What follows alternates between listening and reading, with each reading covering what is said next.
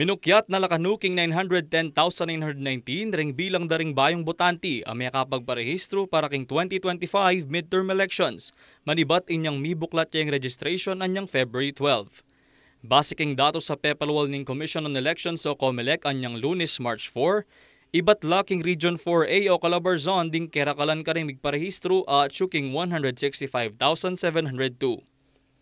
Kadwa naman ing National Capital Region o NCR amiki 140,638 abayong botante. At katluya ing Central Luzon ating 98,976 newly registered voters. Tikyan 18 ing Central Visayas may kapagtalang 98,976 registered voters, kabang at Chunoman king 55,315 ding migparehistro king Davao Region. Peka mababa naman kanuing bilang daring migparehistro king Caraga at chuking 24,331. May Maropa ating 22,069, ang Pong Cordillera Administrative Region at chuking 10,346. Agpangking ahensya, masayala king turnout na ning ongoing registration, uling nung lalawin kanu, matas neing bilang ay ni, bistaman may gitatlong Domingo pa mo ing milabas, inyang mamuklat yung registration. Asa na mo naman kanuning COMELEC, kamita siya pa ing bilang at mirasladeti king 3 milyon, bayo yung mapupus ing registration period king daratang September 30, 2024. Inya naman amuyutan dala ring hanggang memalen ang magpa-register ka ring COMELEC office nationwide manibat Lunes hanggang Sabado, alas 8 ning abak hanggang alas 5 ning gatpanapon. Malyari mo naman kanong magparehistro kapamilatan na ning Register Anywhere Project o RAP booths, ang makapwesto karing miyaliwang lugar ang timoking eskwela ang Pong Malls. Samantala, migpaganakaya mo naman ning COMELEC karing ating balak tagal para king 2025 midterm elections. Agpangking ahensya makasadyalang mipatupad bandikil king premature campaigning daring individual ang mag-file Certificate of Candidacy o COC king daratang Oktubre sumangid daring probisyon king poll automation law ang Pong Supreme Court ruling. Banwang 2009 inyang aprobahan ning Korte Suprema yung probisyon digil king poll automation law ang migresulta king pangalako na ning premature campaigning king listahan daring election offense.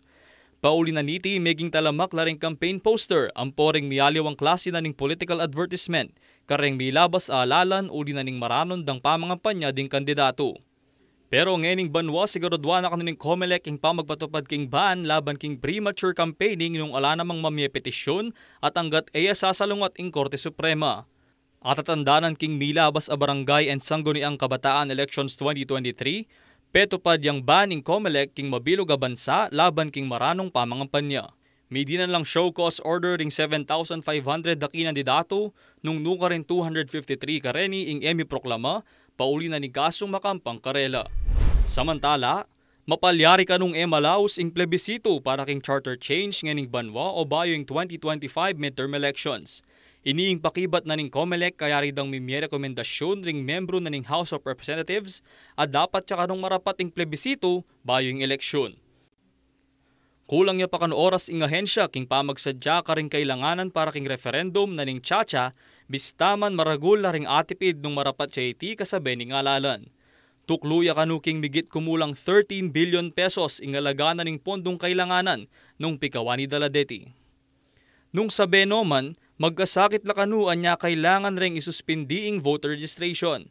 Pero agpangking COMELEC bistaman ela kanu makasadya, obligado la pamuring taluki king desisyon na ning Kongreso nung kapila niya marapat ing plebisito o nung sakaling ikawan ni deity king petsa na ning alalan. Kaya bay Karen Maurilio, ako po yung kaya kayong talasuyo, Lawrence Mendoza ating pusong makabalen.